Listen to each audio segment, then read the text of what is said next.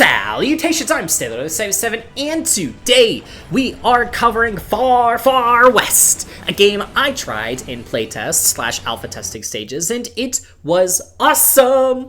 This game is the first game in a long time that has taken me away from Borderlands for longer than a week that isn't a 100-hour-long JRPG. Yeah, I'm talking about you, Persona.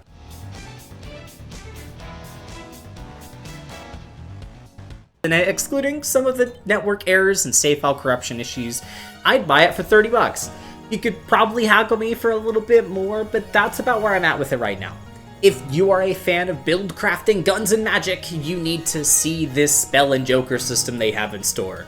And no, I am not sponsored, I just love this game. Also, everything I described about this game could change at any given moment due to this being an alpha build. But what exactly is Far, Far West? Far, Far West is an indie Hoard shooter in that Helldivers gameplay style, but with a more lax cartoony theme with magic and guns and special abilities. The base idea is you are a magic robot cowboy who is here to fulfill a contract.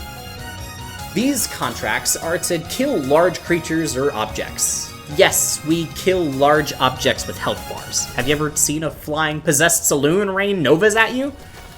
I'd bring up the train, but we have the Krieg DLC in Borderlands, so you know what a crazy train boss looks like. I don't need to show that, huh?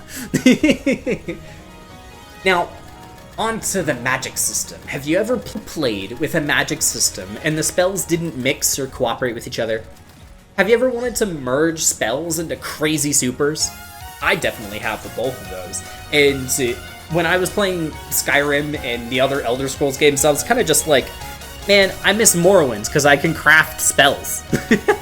And Skyrim has some really cool spells, don't get me wrong, but you can't really mix and match them. Well, in Far, Far West, you very much can. The spell system is super cool, yet super simple.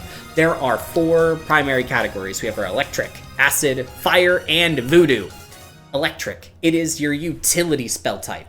Most of the spells are there for movement, like this high jump or this portal thing. Acid is an offensive spell type that coats your opponents in acid. This is used to slow down your opponent whilst dealing damage over time.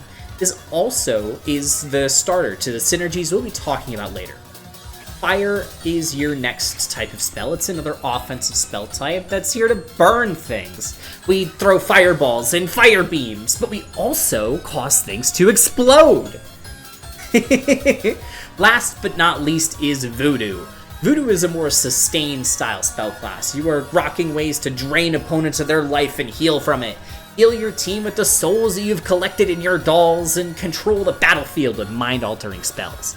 And if you thought all that was cool, I've got one last thing to top it all off. Fire Tornado! That's right, I used an acid spell and a fire spell to make a bigger combined spell reaction.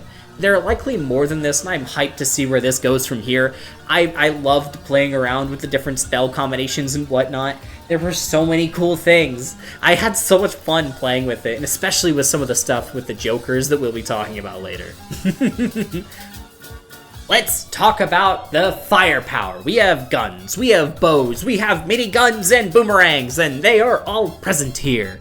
I personally enjoyed the quad cylinder, the revolver, the boomerang, and the sniper, but I got so hooked on making those the best they could be, I very much missed out on some of the other cool things that they have, like throwing stars, and I have good reason for missing out on them. Not because they're bad, but because of the jokers. The joker system, or jokers, are cards you get either from obtaining them per match, to using the gambit machine in town to get everlasting copies.